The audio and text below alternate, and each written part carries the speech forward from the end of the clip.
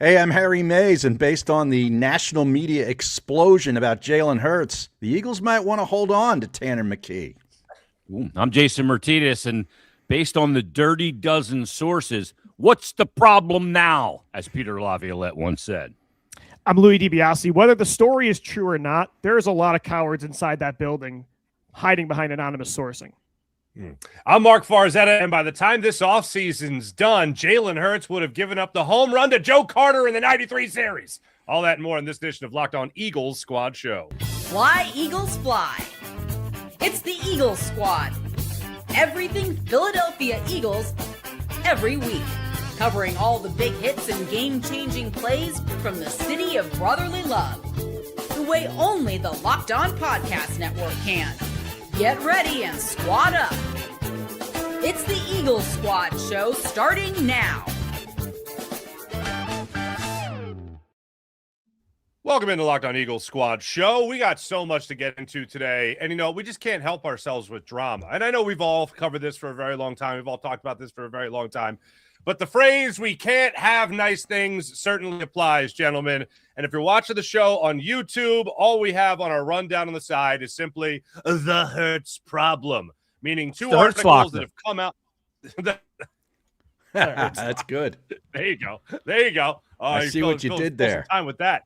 Yeah, I'm up on my skates early, Har. Yes. He's ready to go, ready to fire. How many 5-hour enders have you crushed already, Jason? None. Just had a couple slices of pizza, but I got it right here. There you go. Oh, that guy. All right. We all read the article. I'll just say this right out of the gate. I'm the type of person, I don't know how you guys are, but when a long article comes out, whether it was like Joel Embiid in the offseason, whether it was that Carson Wentz piece years ago by Joe Santoliquito, whenever that story, the Spygate story that came out chronicling everything like 10 years ago, whatever it was, I always go to the end first and go, how long is this going to be? I know. And when I saw 4,500, okay, you're the same way, Harry? Yeah, oh yeah, totally. 45 words. 45 words. Yeah. 4,500 words.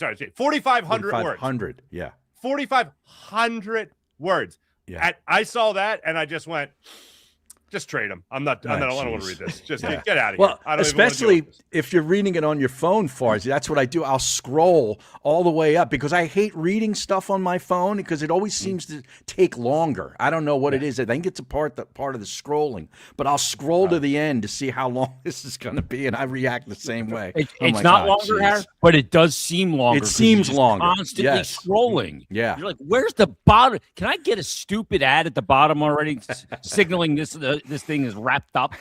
Yeah. Yep. Story by whoever. Yes. Yeah, exactly. Yes.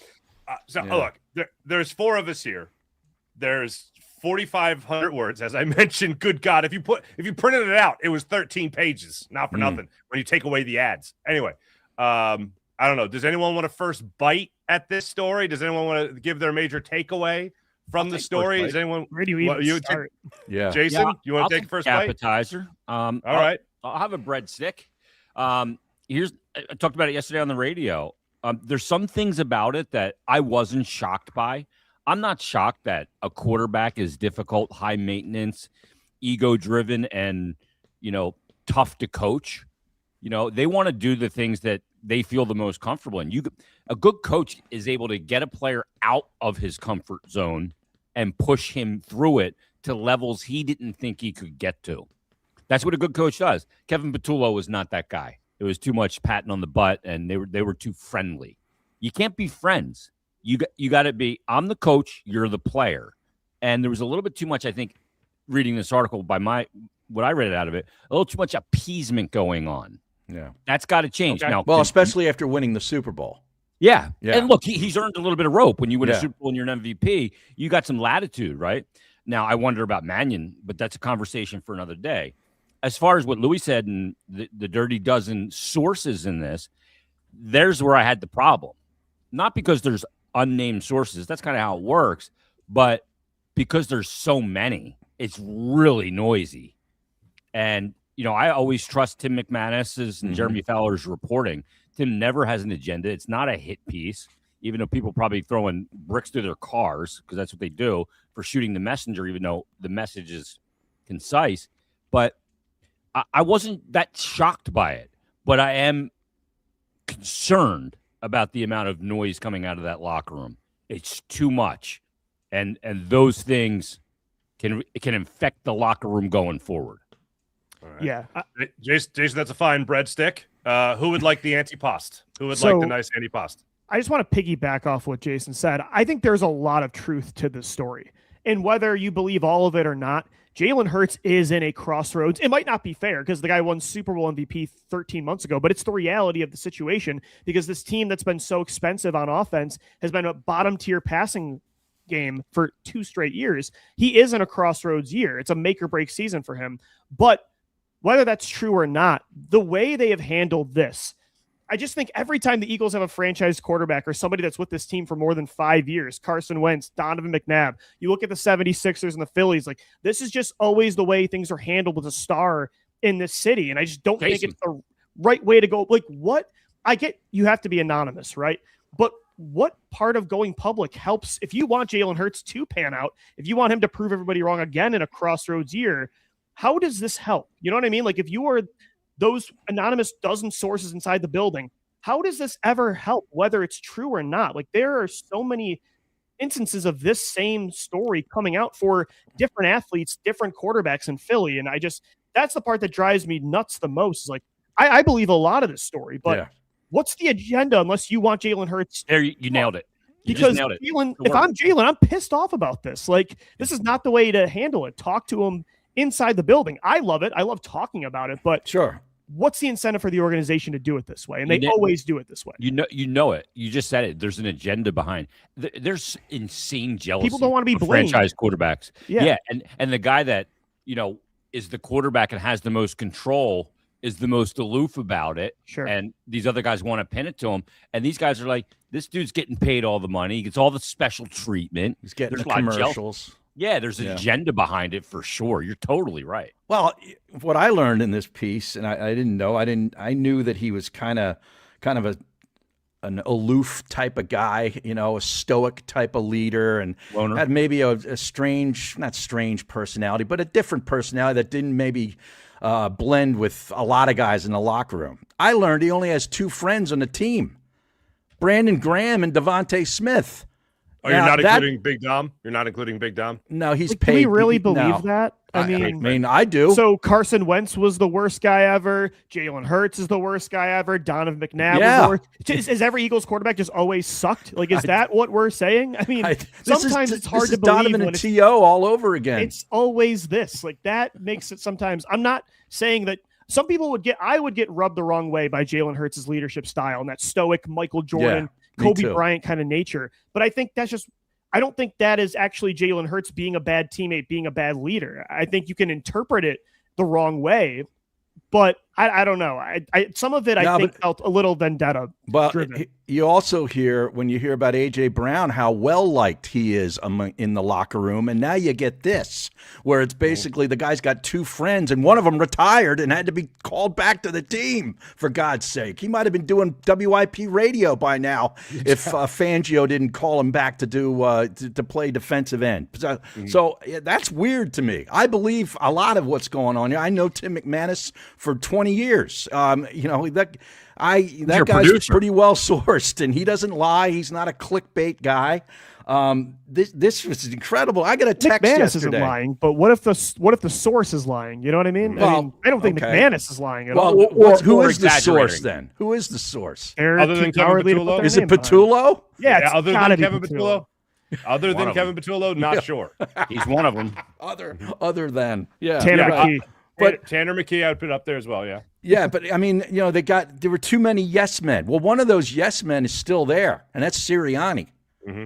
Okay, that's a concern for me. Yeah. If it was a yes man around this quarterback, the offense, I love the term that they use, calcified.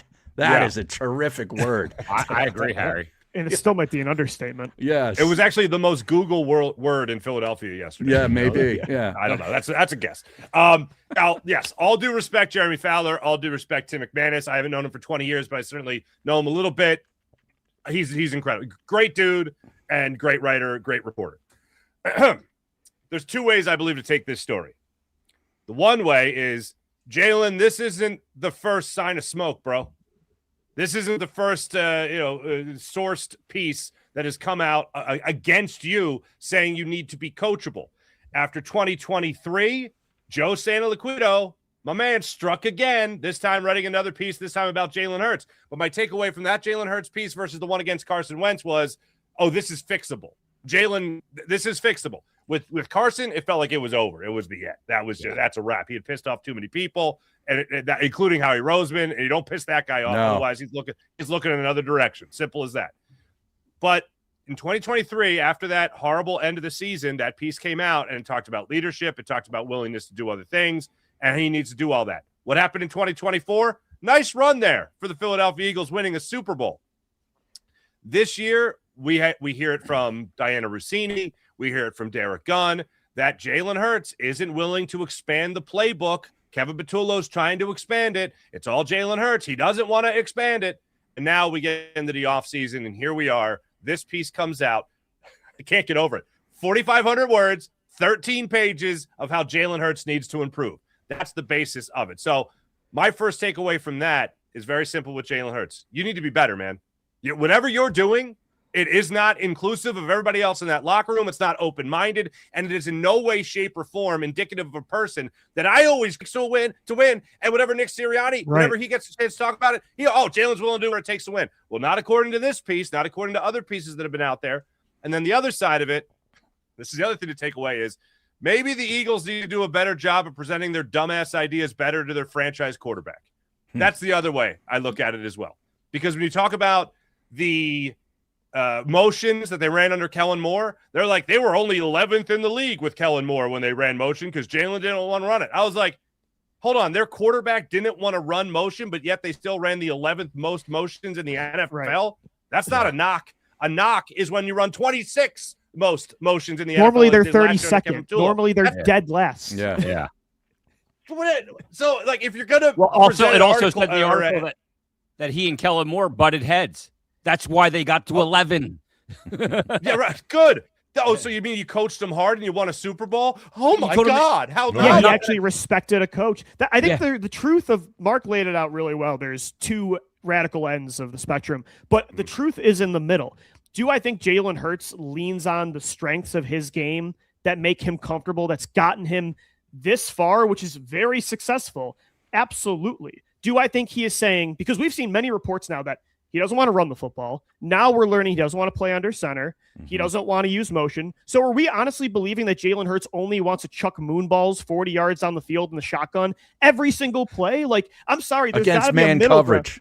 It's hard to believe he's telling them he doesn't want to do anything. Like, I don't believe that when, like Marc said, he has been, like Nick Sirianni talks about what a selfless winner he is. He took a backseat to Saquon Barkley in 2024 and played this game manager style. Like last year, he played really well under center. The 4 best games of the season, he played under center more than any other game of his career. I find it hard to believe that Jalen is so uncoachable where he's saying, I'm not doing that, I'm not doing that, I'm not doing this. Do I think he has trust issues because he's had a different play caller every year? So he's created his own kind of home-based scheme in his head that he falls back on? Yeah, absolutely. Yeah, but I don't believe the extreme end of either one of the Jalen Hurts fanboys or the insane critics. I think there's a middle ground here. Let's go 4 verts.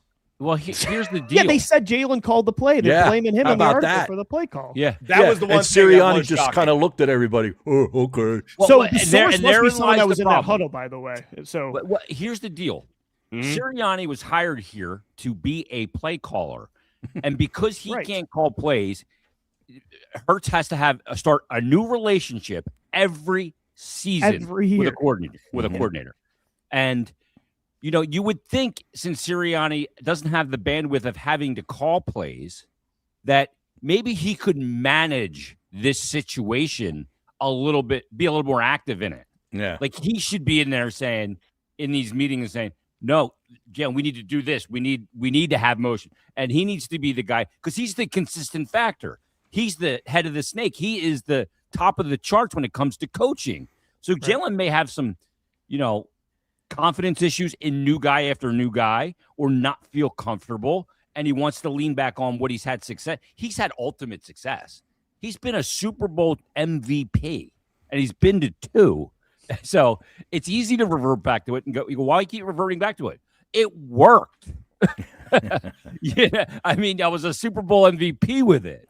Yeah. But you got to look at this is where Sirianni, and I keep hearing he's like the CEO or COO or whatever, oversees everything. Well, he needs to buckle down and focus on this area because the quarterback is always going to be more bandwidth.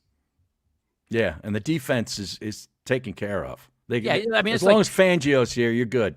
They don't let him on that side of the building, Harry. Yeah. Can they make Fangio like the Tom associate? Bigby line of defense and offense? What are you doing over here? Yeah. You're a salesperson. You're not Bigby, allowed back here. Right. I've What'd you heard say? so- Associate head coach, Farzy? Yeah, can they? Yeah, not even that. So I was going to say associate offensive coordinator. Like, give it. Like, I'd give him even more money because it's the NFL. It's not real anyway. Just give him more money. All right, get him season tickets to the Phillies, right behind home plate, whatever he's got to do. Right. Have him make a decision on what bullpen arm to come in. Give him something like that. I don't know. Just to enjoy. But then with the Eagles, just hey Jalen, enough of the BS, man. Enough of it. Like I have zero doubt that enough stories come out sooner or later. You got to buy into it. Yeah, if it walks like a duck, it quacks like a duck. Sooner or later, like you said, Marc, this isn't the first ember. Exactly. No, right. Exactly. Right. It's burning, baby. It's burning. It is. And we see it on the field. We're not like we see it. We're not Oh, like dumb. We can see that he hasn't grown throwing over the middle of the field in these ways people are talking about. We talked about it on Squad Show. You talk about it weekly on your daily show. Yeah, that's the reason I said on the Squad Show a couple weeks ago or a month ago, like, I don't want to extend him yet. I want to know that when he's 30 plus years old and he's not running anymore, that he can do these other things to still be the guy. And Jeff McClain reports they're not going to give him that new contract this offseason. Yeah, Louie, it seems like they don't want to extend him either. If you read some body language and read between the lines a little bit. Yeah. That's concerning, isn't it? Are they looking at the 27 QB that was class? huge. Yeah, they might be. A lot of teams are. Let's get into that Jeff McClain piece. Also, some specifics from the Fowler McManus piece. So let's get into that. And then one, I hate to even call it a saving grace, but there is a pattern here with Jalen when it comes to a certain way to motivate. And we'll talk about that when we return. This is Locked On Eagles Squad Show on the Locked On Eagles YouTube channel. More right after this. And right now, I'm going to tell you about the incredible people at FanDuel. Hopefully, you guys are taking advantage of FanDuel. FanDuel.com. Go to FanDuel.com to download the FanDuel app and get underway. The tournament well upon us. We're talking deep into the tournament here, basically. We're talking about a lot of things you could get in on the action with, particularly the tournament brackets, buzzer beaters, upsets, nonstop action. From tip-off to cutting down the nets, right now, FanDuel is giving new customers a way to stay in on the action all tournament long. You could get up to $300 back in bonus bets every day for 10 days. That means 10 chances to stay involved throughout the entire tournament. You can mix it up however you want. Game picks, futures, even same-game parlays for bigger payouts, potential payouts, that is. It's perfect for the tournament because you every single day have an opportunity to win big. There's something new. Different matchups, new storylines, more ways to get involved as the brackets unfold. Visit FanDuel.com to sign up today. That's FanDuel.com, and new customers get up to $300 back in bonus bets every day for 10 days on FanDuel.com to get started on the action. FanDuel.com. Download the FanDuel app to get started. That's FanDuel.com. Locked On Eagles Squad Show. All right, let's get to the motivation here. All right. Actually, Louie, you read the piece by Jeff McClain. That came out earlier this morning. Mm-hmm. The overall takeaway from that story was what? The overall takeaway is that the Eagles are not going to give Jalen Hurts a new contract, even though he has 1 year left of fully guaranteed money left on that deal. They are not going to give him a new contract until they see how he plays in this new Sean Mannion scheme. And Jeffrey Lurie, Jason said it before the show even, and sense. I noticed it too during the press conference. Jeffrey Lurie stated that when asked about Jalen Hurts' deal, he's, quote, in the middle of his current deal. So normally the Eagles like to get these extensions done now when the guarantees run out. They want to backload to free up cap space. If they know the player is going to be there long term, this is the time that they do that, and they're not going to do it. That, to me, was the most noteworthy part of that story. They're in the commitment zone right now, and they are non-committal. Yeah. Which is crazy considering he was a Super Bowl MVP 13 months ago. But that is the reality. And went of the to another situation. Super Bowl. It's unbelievable. It really is. But that is true, though. Like, the Eagles, they do things based on what they think is going to happen in the future, not what you did in the past. They have a short leash with coaches. and quarterbacks. We have seen that in the last decade. As unfair as it might seem, this is the reality, the truth for Jalen. It's crazy. Yeah. Yeah, and a lot of that is because Lurie doesn't just want to win. Lurie wants to win Lurie's way, and that goes back to the Doug Peterson story. Yeah. 2019 against Green Bay, you're referring to? Yeah. Why'd you run the ball so much? He scored 30 points in primetime against Aaron Rodgers at Lambeau, but because they ran the ball, Lurie was he didn't pissed. like it. It's phenomenal. Yeah. You got to pass. Yeah. You're talking to a quarterback, dude. I know you got to pass, but running was working anyway. He's on the cutting edge of the NFL. This Lurie, he always wants to stay there. You never want to be counterintuitive. No. Okay. You always want to be the gold standard. That's what I like to say. Well, I hate to even call this a silver lining because it makes it seem like you're reaching for optimism, and I'm not doing that. But you got to look at the pattern of Jalen Hurts. And one of the things the McManus piece did with Fowler as well was highlight the kind of ebbs and flows of Jalen Hurts' career since he was at Alabama. You're talking about a guy who, I'm going to Alabama. I'm going to go to national championship. I'm going to start the game. And then, he gets benched. Mm-hmm. Then he goes to Oklahoma. What does he do? Runner up for a Heisman Trophy? Not too shabby. Then he gets here. He's humble. He's a backup quarterback after being a second-round pick. Everything hits the fan with Carson Wentz. He gets an opportunity to start for a full year. Doesn't go great, but he comes back. Runner-up the MVP award in the NFL. They go to a Super Bowl. They're maybe a first-quarter fumble of Jalen Hurts and a holding call of James Bradberry away from being a Super Bowl champion, and then they come back after a down year. He rolls again. Saquon's great. He's the MVP of the Super Bowl. You could be talking about a two-time Super Bowl champion here, Jalen Hurts, but the point is he's due, right? There's a good thing, there's a bad thing. There's a good thing, there's a bad thing. There's good. And really that whole ebb and flow, that is about the motivation for Jalen Hurts. And even after 2023, I talked to people after 2022. I was at an event with Jalen Hurts, heard from some of his people that, hey, football's number one for him, man. He realizes this is a time where he could really set himself up for life. So what I was hearing through that was, okay, little distraction. He's a young guy, just made it to the Super Bowl. He was runner-up in the MVP. I can understand why there's a lot of people pulling at him. Well, that resulted in a down year for the Eagles, even though I blame the defense more than anything in 2023. Then 2024, he comes back with a vengeance. 2025, same type of thing. Not buying in. A coach he doesn't respect, maybe. Their ideas aren't all that good.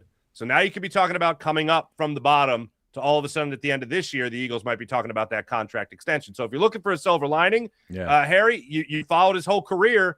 To use your word, maybe, just maybe, Jalen Hurts is due for that, positive season. Right. Sort of plays better with a little chip on his shoulder.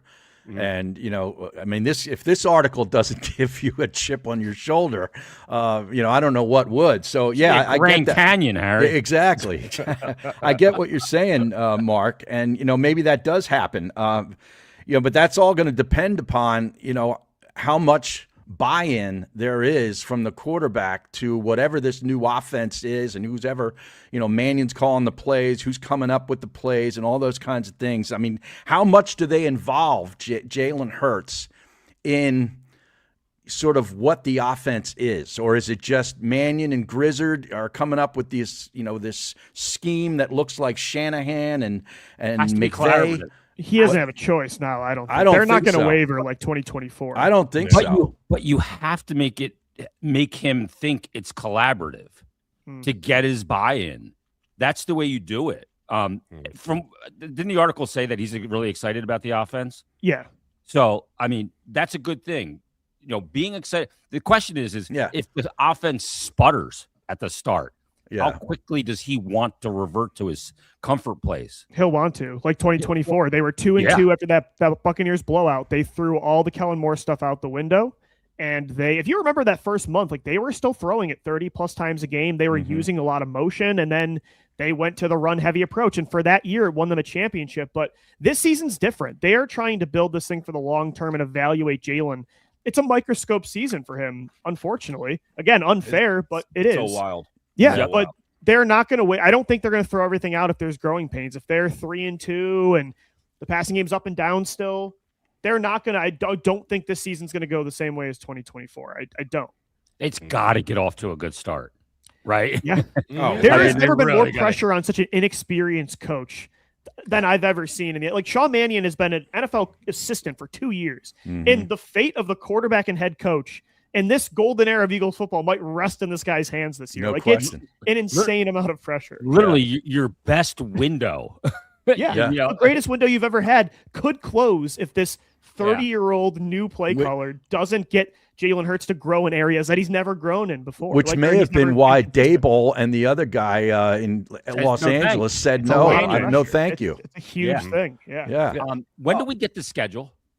May. Yeah. I want to know when the bye I week believe is. it's after the draft. I wonder who early they in May. start with the first couple of weeks. Yeah. Like, are you getting a stingy, staunch defense coming in That here September early? stretch. Yeah, that's a good point. Yeah. That might be the crucial part of the season. The diet preseason, you know, where that the games actually matter, though. Yeah. Like, that's big. And it'll be tempting for them to go back to their old ways because they are still a contending team. But I think they got to be really disciplined this year and like seeing this through. I wonder, they pitched him, obviously. They gave him some kind of presentation on the offense, whether it was over a Zoom or they should have gone and visited him no matter what and presented him with what they want to do and how they want to do it. So, you know, you get him in a lather to work out, get ready for the season, get him pumped up for this new, fresh start after a disappointing year. I wonder if they did that with Devontae, Saquon, and most importantly, AJ. I don't know if Hurts ever gets in a lather. No, I don't. I You know think what I he's mean? so under control, Harry. Yeah, Like yeah. he's not a Tom Brady that'd be like, "This is freaking great," you know. Right. Like man, you could present something to Manning. Does he'd he be get like, "I don't pissed care." though? Like Russell Wilson, remember in Seattle, went through a lot of the similar stuff. There were players anonymously talking about it. Internalized this. This He is was a lot beefing like with the that. Legion of Boom. He had a no trade clause. He kind of controlled everything, and he got his way to Denver in the after 2021. Does Jalen Hurts see all this and eventually, like, we're talking about, does this give him a chip on his shoulder and motivate him? Yeah. What if he says the opposite? Like, F this. Like, look at everything I've done with this team, Right. and I'm still getting treated like this. Like, Right. I want out. He has a no trade clause in his contract, a full no trade clause. He could kind of control his destiny, unlike Yeah. AJ Brown. I thought about that last night. It's like, man, I would be, even if a lot of this is true, I'd be ticked off by the way they're handling this if I was Jalen. Yeah. There's a Russell list. Wilson was never the same. Never the same. Never the same. There's a list of Philadelphia star athletes that have that gripe. They're all going like, "What do you want from me?" Yeah. You know, Right. I've done everything, and I wrote them down. There's a list of Philadelphia star athletes that have that gripe, and then there's another list of Philadelphia star athletes that never got that same treatment, and I don't know why. Guys like Reggie White, Brian Dawkins, Charles Barkley, Saquon, Utley, Jimmy Rollins, Cole Hamels, Halliday, Michael Vick. They never got that kind of treatment that Mike Schmidt got, Randall Cunningham got. Which is weird because Iverson, Michael Vick had Knapp. no playoff wins, but Yeah. that is true. Lindros, Drew, Embiid. I knew Giroux would be in there. I knew it. Ben Simmons, to some degree, wasn't a star. Even Bryce Harper, Ryan Howard, and now Jalen Hurts. There's two lists of the star athlete. Some of them get the treatment. Some of Did them you don't. mention McNabb in there too? I did. Did you yeah. unveil this on Marc's show yesterday? I just Is wrote this- it just now when Louie you brought it did? up before. Okay. Great. All right. Why That's a does great this list. always continue to happen? It might be the Yeah. hardest job in sports is to be a quarterback in Philadelphia. Honestly, If I mean, you end up on this side of the ledger, it's very difficult. For the people on the podcast, there was actually a ledger. He Yeah, showed there a is. ledger. There On is a this list. side, it Can you doesn't take matter a- what you do. You're Can you a take star. a picture of that and put it on X, please, so I can retweet I wrote it in a nice black Sharpie, huh? Nice. Good. I'll sign it. You want me to sign do you it? guys think in other markets this happens? Like I worked for the Buffalo Bills radio network too for a while, and like Josh Allen could do no wrong. No, that he's- man hasn't gotten to a Super They Bowl walk yet, on and water. Yeah. He is a god here. Yeah. But in Philadelphia, it just like these anonymous sources about like these star players at the most important position in sports. It feels like it always happens, justified or not. And I am curious, like, does this happen in New York? Does it happen in Boston? Like, is this just a Philly thing? Are we just it's in an this East like, Coast thing, torque? though. Yeah, it's interesting. I don't know. Yeah. Yeah. I think about the same thing. I do remember, I will say this. I do remember years ago, we found a show I was working on. We found like a clip of sports talk radio from like 1995 or whatever it was. And it was just like, I got to tell you, I don't think Ty Detmer has what it takes to lead this team. You know, it was like stuff like that, you know? Well, that was the correct take. Yeah, but But it Ted absolutely Narek would was. be on the right list. Like he could do no wrong. Wait, who was it? Ted Narek, he'd be on the Ted right Narek, okay, yeah. side back in the 60s, right? That Sure, guy could do okay. no wrong. Greasy Yeah. Neal? Well, but my point is, it's about take the names away from it. Other than Jalen Hurts' name, And we're talking about the quarterbacks in the same exact way, whether you're talking about Ty Detmer, whether you're talking about Donovan McNabb, whether you're talking about Randall, Jim McMahon, Randall. It's all the same. The difference is Jalen's been to 2, not 1, 2 Super Bowls. He has won 1. And statistically, Mark, 2 of the most efficient Super Bowl performances of all time, 2 of the top 5 best performances against the second greatest player in the sport ever in Patrick Mahomes, probably. And we're still having the same conversation. That's the craziest. Wentz earned a lot of that. But I could not. I felt like I was in Groundhog's Day. Where, so did McNabb. Like on Bill Murray reading that article, I'm like, all of this is the Santilaquito Wentz story from 2018. Like, I can't believe this is happening again. Yeah. This is McNabb earned a lot of his criticism too. Yeah. He did. In reality. Well, it was passive aggressive behavior that just was disingenuous. Yeah. Like the Philadelphia fan sees through that, like, and hypocritical. Like, of all these guys on the list that on the left side of the list, Schmidt and Howard are the only ones that won a championship. Dr. J won a championship, but he's on the other side. Barkley didn't win a championship, and he's on the other side. And they weren't criticized to the same degree. It's interesting. Like, why? I don't know why that is. Will we have criticized Barkley, or would he have been like Allen Iverson, where like he just couldn't, like no matter what, we would have loved him? So like, why did those guys? Those guys fell short, but yet Donovan McNabb, who didn't win a Super Bowl, but made it. Is it a personality thing with Philly? Like, are there some guys who resonate? It's personality. Why like Schmidt was so aloof. That list is perfect, but why is there 2 sides of that? Because you're right. Brian Dawkins felt like they played for the fans. Okay, is it for the other guys felt like they played team for themselves. Unconditional? If there's any self-driven motivation, which there was with McNabb, there was with Wentz, there probably is with Jalen, but there is with everybody, right? I mean, unless the you're fans like identified with Barkley because they understood why he wanted out, because Howard Katz decided to trade away basically Brad Doherty. Yeah, right. Same thing with Reggie for an absolute bum with busted up knees. I just find it interesting when we unconditionally defend guys and when we just no matter what they do, it's never enough, because it's been both. No, it was Norman Brayman for I think it was Norman Brayman. Was Norman Brayman? Yeah, he was the guy. He was running the chart. He was running the ship with Reggie. No. Yes. Yeah. Like real quick, Randall Cunningham too. I mean, Randall Cunningham he won one playoff game with the Eagles in '92. Yeah, well, against they New blamed Orleans? that. They blamed that on Buddy Ryan. Because he coached only the defensive side of the ball. But he didn't really care about the We offense. love Randall unconditionally, and I love Randall Cunningham. Like that's if I could go back in time and watch one guy in his prime that I never got to see, it's him. But like we idolize him. Nobody's even getting to wear the number 12, but McNabb's numbers in the rafters, and it's like I've never seen somebody hate on the right side and Ryan Howard's on the left side. Like you're right, AI is not, like people love him and not McNabb. It's so interesting to me. It's so weird. You know something about that number 5 though? You know, right? It'll always love. I'll always love you. Yes, never forget That's that. right. Never forget. He that. was cringe a lot. Yeah. Yeah. I did a whole commercial campaign with him for a national commercial thing for vitamin water, and he came into the station. This was when I was at CBS, so it was at YSP at the time where we taped it, and we spent the entire day together. We had to record like 30 commercials. And it was like acting. I was like a character, and he was him. So we had to do we did them all day, and hung out with them all day, and we had like lunch and stuff. And when all the media and stuff wasn't around, he was normal. Like I had young kids, he had young kids. We were talking about our kids watching the Wiggles and the stupid stuff, and he was totally normal. But then he put a mic in front of him, and he went into performance mode. Like he had to win everybody over by being witty and trying to be funny. And when it didn't work, he went passive aggressive. It was really weird. Yeah, these guys have those flaws. I'm not defending McNabb unconditionally and Wentz and even Jalen. I believe a lot of these stories are true. Like Marc said, there's so many of them. Eventually, you can't deny it. But I just find it interesting, like when we attack and when we don't. And the coach is interesting too. Like Sirianni's a guy we'd like to attack, right? But Doug, we didn't really attack. True. Andy Reid, we attacked the hell out of. Buddy, we didn't attack. We defended. It's weird. I don't get it. I don't get it. What's the dynamic? I don't know. There's a secret sauce. It's just it's you know what it is? It's the term the kids like to use. It's that Riz, man. They got that charisma. The Philly it factor. That Riz. If the Northeast can identify with you, then you get the pass. Yeah, right? I think that is. I think it's like a resonation thing. Like if they identify and can relate to you. Yeah. I had a bartender at my country club. He's no longer there. He's at a different club now, but he used to call me the Riz.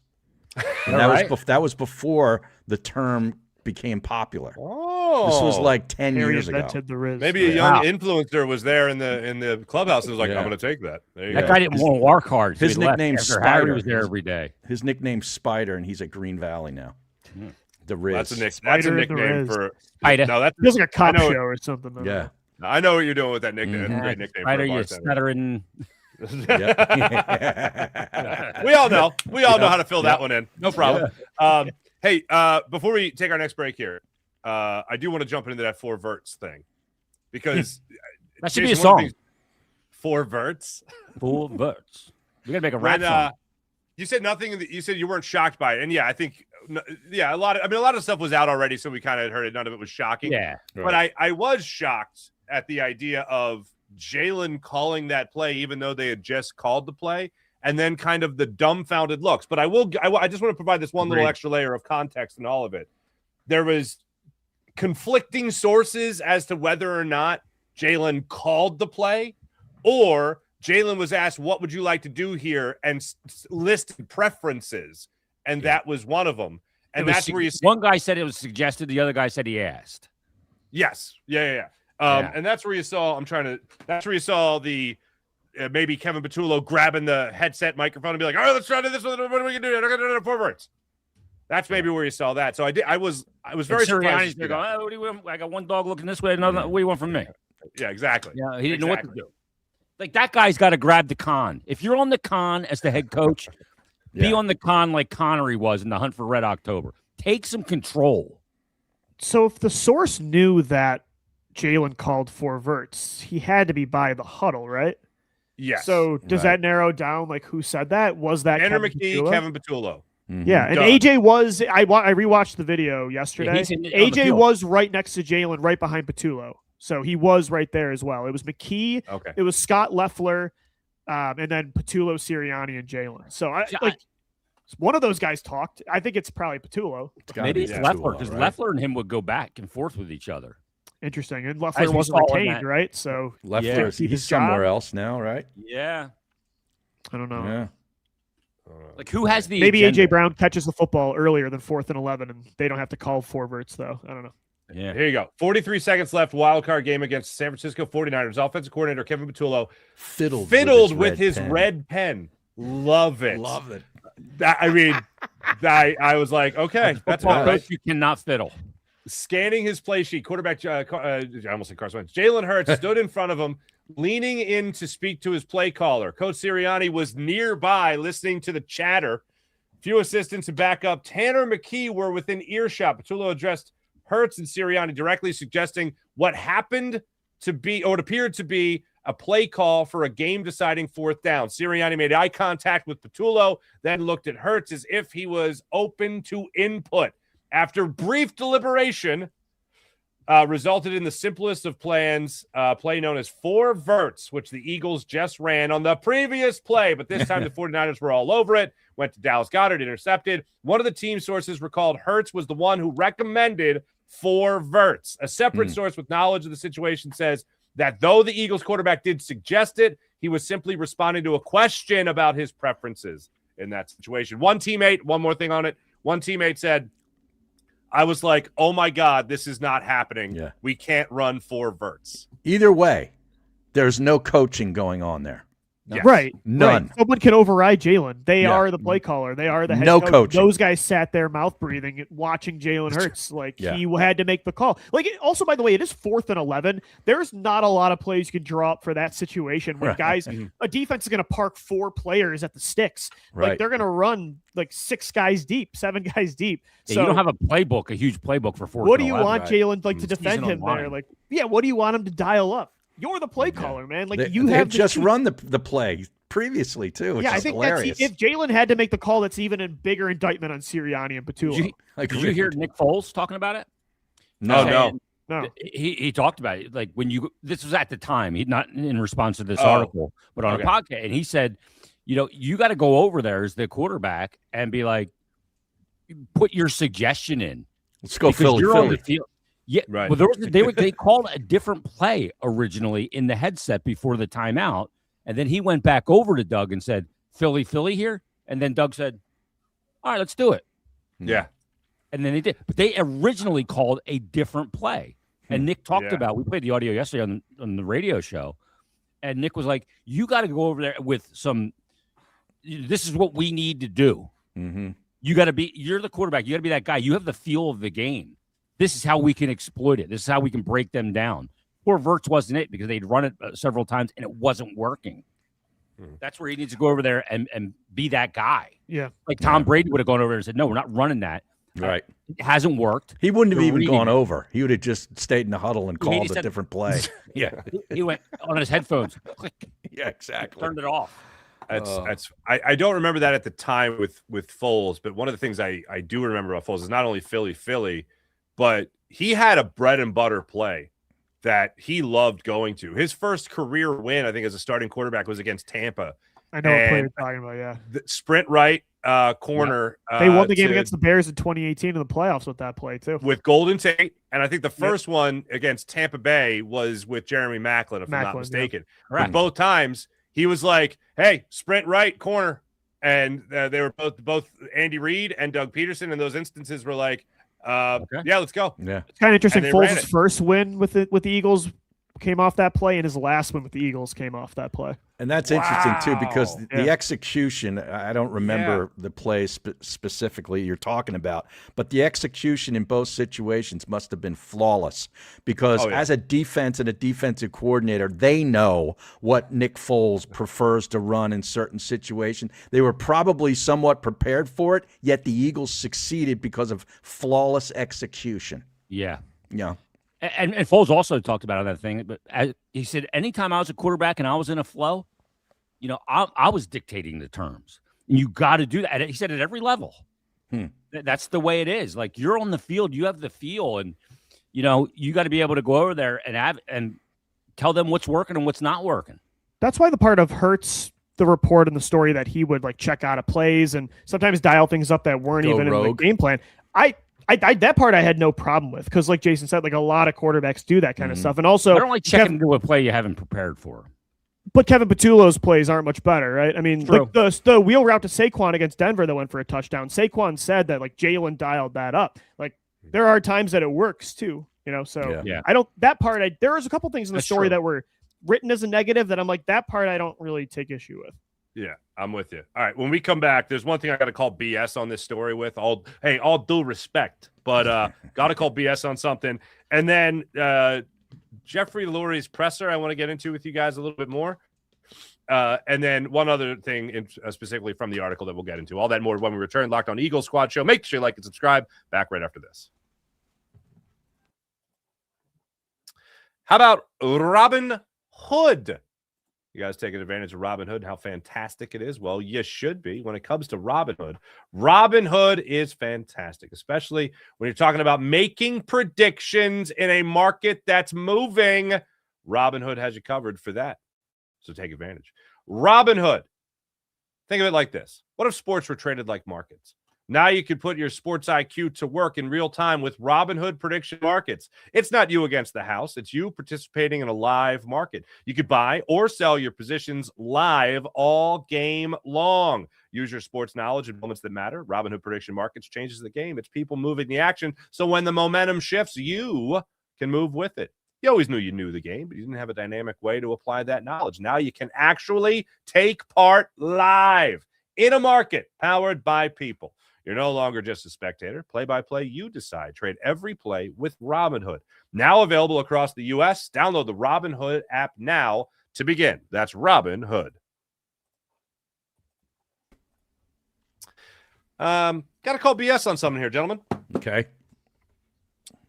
In the article, I'll read the line. It was later in the article. I want to say maybe midway through the Jeremy Fowler 6.5 pages, around the 6.5 page mark. 6.5 pages. 4. Exactly. ESPN interviewed more than a dozen sources to pull back the curtain on what's ailing an Eagles offense full of notable talent, including at quarterback. Okay. So you talked to the Eagles, essentially, right? Then a little bit later on, it says the Eagles declined to comment on this story. Yeah. That's BS. That's the first shovel full of BS. Now we move to the heaping pile of BS. You ready for this one? Mm-hmm. This article came out yesterday.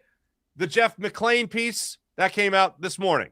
Right. Where were these reporters over the last couple of days? The owner. Speaking to Howie Roseman, speaking to Nick Sirianni, speaking to Jeffrey Lurie. Tim McManus was right there. My man Pots and Pans is asking questions of both these guys, all three of them, as a matter of fact. And hey, I don't need him to tip his hand. You know, no reporter's going to be like, hey, I have a story coming out tomorrow if you guys like to comment on it. I'm not expecting that. But hey, Jalen continues to get criticism. We've talked to a number of people with the team, continues to get criticism of being tough to coach. He continues to get tough criticism on him for not being a good leader and not wanting to expand the playbook. What say you, friend? Yeah, that's a good point. I didn't even think of that. What was going? They were right there. Is it because it hurts the narrative of the story if the owner and GM just instantly swat it down? Like, right? Yeah. Is that a part of it? Well, no. Because Then you have Lurie backed. I mean, Lurie only had good things to say about Jalen during his press conference, right? Yeah. So But then you have the other side of the story. One of the big criticisms of Joe Santoliquido's article on Carson Wentz was that there was no comment of anyone else. There was no, and the Eagles said this. The Eagles said there was nothing. There was nobody that either put their name on it, and there was nobody from the organization that was even willing to defend Carson Wentz in this. Yeah, that's the problem. That's what I take issue with. I believe a lot of the content of the story, but just not putting your name behind it is that's the huge problem. Maybe they didn't. Maybe he didn't ask them that because they're part of the story. Maybe some of these quotes are from Howie Roseman or Nick Sirianni or Jeffrey Lurie. I mean, I don't know. I'm not predicting that, but maybe that's part of it. Yeah, it's crazy, man. I got a text yesterday before all that when all this stuff started coming out from a buddy who he'd been listening to a show, Craig Carton's show. Okay. Why? Yeah, exactly. But he said Carton added something to this whole thing. He said that the Eagles called the Raiders about Hurts to trade him to Las Vegas for the first round pick. And I'm like, first of all, there's no way you'd get the first overall pick for Jalen Hurts. I mean, you might have called, but it's really kind of stupid. The Mendoza era in Philly has begun. Exactly. Oh, I would love that. But do you believe that? Like Carton added that twist. I believe that he said it. Yeah, I believe he said it. I listened to it. I went back and listened to it. He said it. Yeah, I believe that. But where he's getting that from, they may have called, but yeah. I mean. Do we hold on real quick? Can I ask before we go to the press conference stuff? Jalen is in a make or break year. Do we predict he's like going to bounce back? Yes. Like, how do we think he does in this West Coast system? Like, he has proven every time this scenario pops up that he's going to overcome it. I mean, that's why I do have confidence in saying, I still want Jalen Hurts here. Like, I consider myself to be, I know some people don't put me in that category because I make one criticism and I hate the guy. I love the guy. I want him here in Philadelphia for a very long time. Oh, I know. And he has overcome. But I don't look at this and be like, oh, all this is lies. Oh, he's the greatest. It's not like we're excited. Like, we believe a lot of it, and this is what he needs to do. But I think we should all want Jalen Hurts to figure this out, because if not, although the 2027 quarterback class is really good, the Eagles are not going to be bad enough to be picking up top one of these draft classes anytime soon, right? Mm-hmm. And unless they need an offensive lineman. Yeah, and unless Josh Allen, Lamar Jackson, or Joe Burrow demands a trade after a year or two here, like Burrow might. You should want Jalen. Look how long it took to find a consistent franchise quarterback before. Look how long sometimes it takes teams to find that guy. We should be rooting, even if you have doubts about it, you should be rooting for Jalen to figure this out, or else it could get difficult.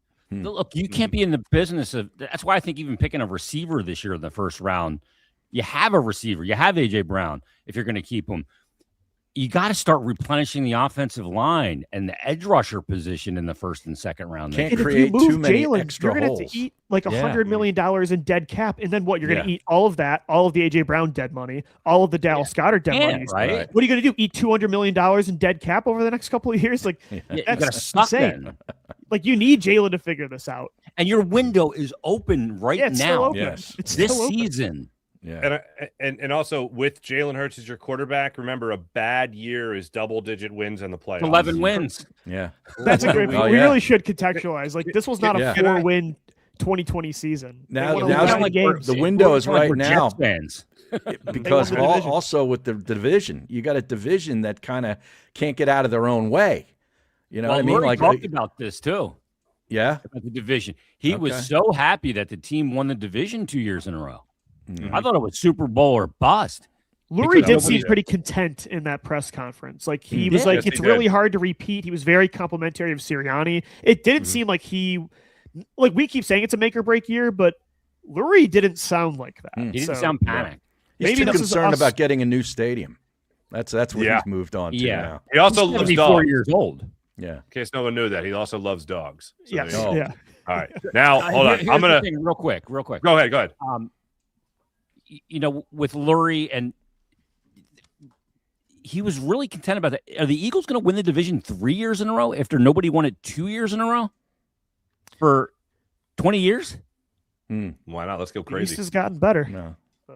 I mean, You know, I mean, is the NFC East a foregone conclusion this year? Right? Maybe. I don't know. Washington's going to be better. Is Washington going to be good? I don't know. The Giants are going to be better. You already Giants split have to with be them better. a year ago. Yeah. They can't be worse. Yeah. They're going to be better, but they're going to be a threat. Well, I'm gonna smack all three is with a conspiracy theory right between the eyes. Put our tinfoil hats on. Let's go. Oh, you're gonna love this. I love Harry, this. your head might explode. Good. All right? Oliver Stone type conspiracy theory? Good. Like we're going full deep here? We're gonna go the multicolor, whatever that thing is that he used, that overexposure and natural born killers. We're gonna go into that Love it. when we come back after this MDK. blink of a break. There you go. There you go. All right, boys, you ready for this one? yeah. Jeffrey Lurie addresses the media for 36 minutes. There was a huge part of that not a lot of other people highlighted. I think I saw John Clark post about it, but that was pretty much it. He got asked by Zach Berman of The Athletic, "Hey, Jeff, you're considering a new stadium. Would you ever consider moving across state lines?" "Oh, we're considering everything and we're keeping research. We're not going to get into too many things. We're all about fan experience, though." In other words, he didn't give you the George Costanza, "Move out of the city, move out of the state, get out of here." Right. No, he didn't We're give you going to that. do what's best for the fans. Yeah. Mhm. The Wilmington Eagles. Yeah. Down next to The the Blue Rock Jersey Stadium, Birds. Harry. Yeah. South Jersey Soarers. I don't Yep. know. All right. So that kind of got swept under the rug, and not a lot of people talked about it. However, within 24 hours, there was a hit piece out there on Jalen Hurts. Coincidence? Jeffrey Lurie dropped it. Coincidence? Coincidence? It's interesting. The timing of the article is very interesting. Yeah, it is. Yeah. I don't why hate now? the conspiracy. Why now? Yeah. Right? Well, I had Cowherd playing Derek Gunn from back in November like it was new news yesterday.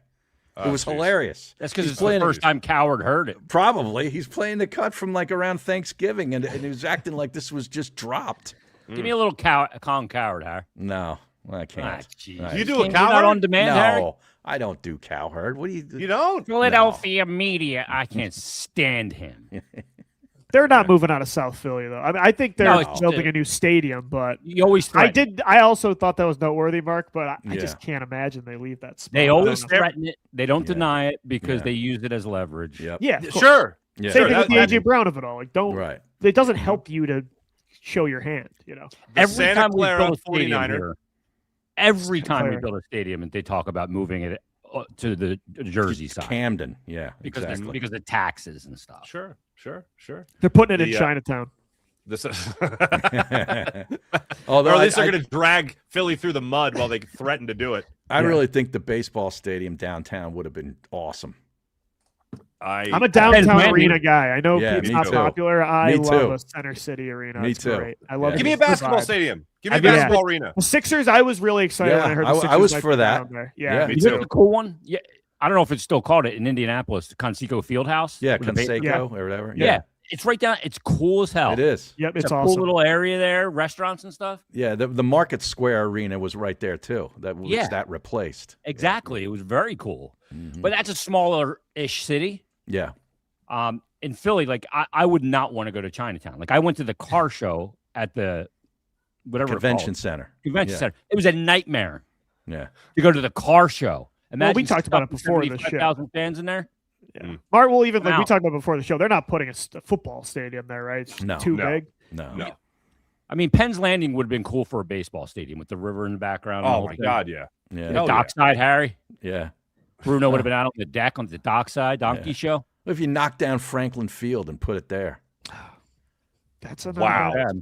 Hmm. Wow. killing a Easy. historic monument, though. Yeah. 76 Now to the get to Palestra it. is the monument. They'll keep Isn't that where Concrete Charlie ended Vince Yes. Lombardi's run?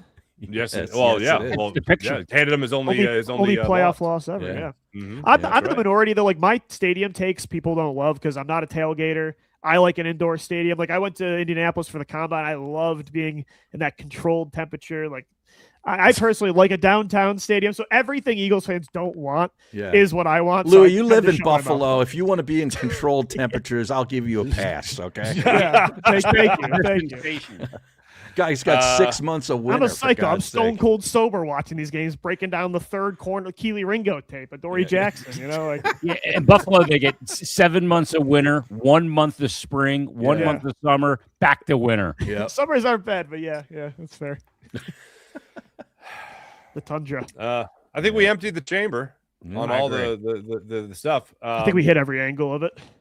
One last thing for the Green Bay game, that play that Jalen Hurts called at the end, that little throw on the field to AJ Brown. We all knew that Jalen did that. He went rogue, and the camera caught Nick Sirianni going, "Why? And then Nick Sirianni was like, I could say I'm not going to get in everything I say on the sidelines, blah blah." And it was like, dude, everyone here knows it. This is not where you defend. Same your thing happened in quarterback, okay? Seattle in 2023. The exact same situation. Yes. Yeah, He went full Nancy Kerrigan on that. Why? Why? After They like a good Lurie deep took out ball. the He likes knee, the Harry. vertical shot. By the end of this Calls it up. offseason, Jalen Hurts would have given up the home run to Joe Carter. He would have spread Michael Layton's legs apart just a little too much for Patrick Kane to get that phantom goal in. Yeah, Kaner. He operated on Joel Embiid's knees the first time. And he poisoned Orion Kirkering's drink. He roofied him, I think. He also taught Ben Simmons how to shoot. He quadrupled dunked the Kawhi shot too. Yeah. Kawhi You know what? Leonard. He was He told also Ben Simmons tweeting to become out. a lefty.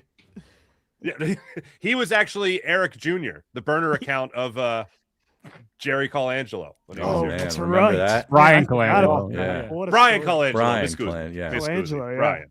Jerry's All right. Well, son. we have fun on this Yeah. program. Never a dull moment in this city. This Well, we've been market. all man. over the map today, boys. Who wins the Flyers game tonight? Big one against the Red Wings. The winged Oh. wheel in town tonight, Harry. That is, big that is a one. big one. Yeah. This Tough is to beat a good. team Huge. twice in a week. I agree. Big 2 They beat them points. Saturday. Big Saturday. two. I- And the return of Tyson Forster tonight, too. Oh, boy. Oh Yeah. man, are they going to run a tribute video? No. He's only going to watch it. Look, that's a big get back, though. The team, all of a sudden, you look at the Wings, you go, ooh, this team looks a lot different. Mm. He's a I good don't want to player. speak over anybody's head here, but it's a big 2 points down at the barn. Okay. Yes, That's it right. is. I'll be down there tonight. Oh, we And- know. And you will also be Oh, there, we- matter of fact, tonight. The aforementioned Kaner, Patrick Kane, That's plays right. for That's the Wings. right. Plays for them now. Yeah. Yes. He does. That Yeah. bastard. Yeah, Well, that's the Harrison program. Stoned him in the last game on the PP, Harry. All right. That's Let's go Flyers. I'll say it. Let's go Flyers. Let's go Flyers. And I won't mention Italy losing to Bosnia Herzegovina. I wasn't going to say Oh, it. Yeah. But no you World know- Cup. three times in a row. World Cup qualifier, Harry. Oh. They had to play 11 on 10 for the entire game. I don't know what to do. Bosnia was on a power play for 80 minutes. Yeah. All I right. mean, I don't I'm know not what you're going to get supposed mad. to I'm do. not going to get mad. I'm not Did it going to look get like the mad. Flyers power play? Oh, that's anemic. Yes. They might as well have been playing on ice. Tell you that much. Yeah. Anyway, we had a good time as All per right. usual. That's Harry Mays. That's Louie Wrap it DiBiase. up. That's Jason Martinez. Make sure you guys, of course, are checking out Louie DiBiase every day on Locked On Eagles YouTube channel. Like and subscribe. For those that celebrate, have a wonderful Easter weekend. We'll be back with you guys next week. See you guys later. Bye-bye.